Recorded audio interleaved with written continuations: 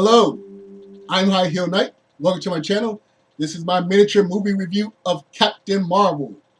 Unlike most of my miniature reviews, there will be some minor spoilers because it's very hard to talk about this movie without giving away some information. The story takes place during the 1990s. A humanoid alien woman crash lands on Earth after escaping capture from this evil set of aliens known as the Skrulls. So she wants to get back to her good aliens, the Kree. Along the way, she meets Nick Fury, and because it takes place in the 90s, Nick Fury is middle-aged, and S.H.I.E.L.D. isn't quite as large and overpowering government organization as it will become in the next few decades. But still, the alien woman and younger Nick Fury team up together to try to get her back with her people and defeat the Skrulls that are trying to chase her down and recapture her. So there were a lot of things that I enjoyed about this movie. It's an MCU film, so it's exciting and it's funny, and the special effects are wonderful, and the action is great. It ticks all of those boxes. On the other hand, there were a lot of things that tremendously frustrated me about this movie. Now, I found out later that Captain Marvel was filmed after Avengers Endgame. So making this movie, they pretty much had to be vague about a lot of things in order not to interfere with whatever happens with Avengers Endgame. So on the one hand, I got to give them a little bit of leeway. But on the other hand, there are so many things I'm just confused about. For instance, what can and can't Captain Marvel do, and when does she know what she can and can't do? There's a scene where she phases through a doorway. And it's pretty clear that this is the first time she's ever phased through it. However, she walks in like she's just this, tough girl, like, yeah, what's up? Captain Marvel here, ready to kick some butt. It's like, that's the first time you phased through a door. Shouldn't you be surprised or amazed or startled or just like, oh, goodness, that's a good thing that worked? Or something simple as her clothes.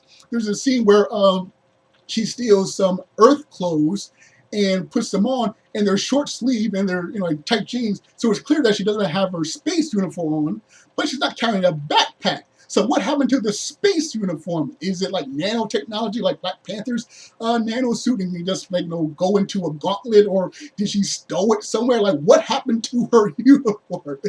There's just lots of questions like that. There's even scenes where she's blasting her enemies, yet the enemies just fall over or just get knocked out, or in some cases get right back up. Whereas there's scenes where she's blasting spaceships and the spaceships just explode. So it's like, is she like Spider-Man holding back her powers when she fights people, but when it comes to like machinery, she just lets loose? Or, are those aliens resistant to the technology, but the spaceships are? It's just really confusing. Another thing that frustrated me is that they overemphasize the female empowerment.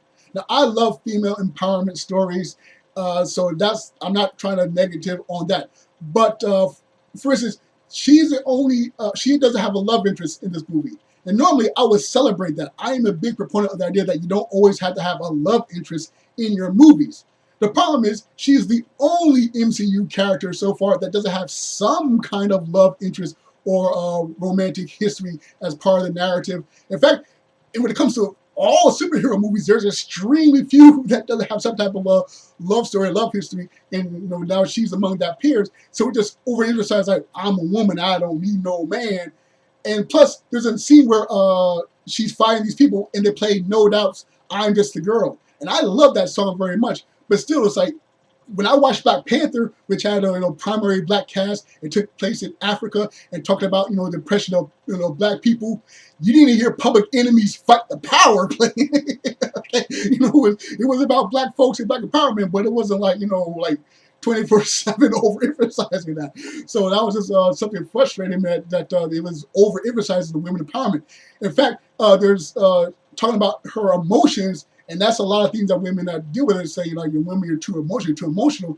But here, there are several times when her emotions do get the better of her. So that's not something on men. holding you down about emotions, that's on you. There's a scene where she's a little girl and she's driving this go-kart, and a guy says, "Hey, you're driving too fast. You gotta slow down." So what does she do? She gets mad. She slams on the gas or whatever, and she winds up crashing.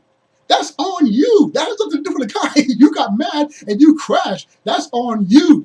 So yeah, I'm all for girl power. I love girl power, but this is like overemphasizing the whole "I don't need no man." Women strong, women do this, women do that. So hopefully with the sequel, they'll dial it down a bit. So yeah, I did enjoy myself watching it, but I was just like very confused. I hope in future installments there'll be more definitive things about what she can and can't do with the extent of her powers, her vulnerabilities if she has any, and dial down a bit of the lady empowerment. I want girl power, but let's not beat the audience's head over it. All right, so those are my thoughts on Captain Marvel. I do recommend the movie. I would love to know what you thought of the film. Be sure to share whatever comments you like in the comment section. Be sure to like, share, and subscribe, or dislike, share, and subscribe. Once again, I'm High Heel Knight. Thank you for watching, and remember, find inspiration everywhere.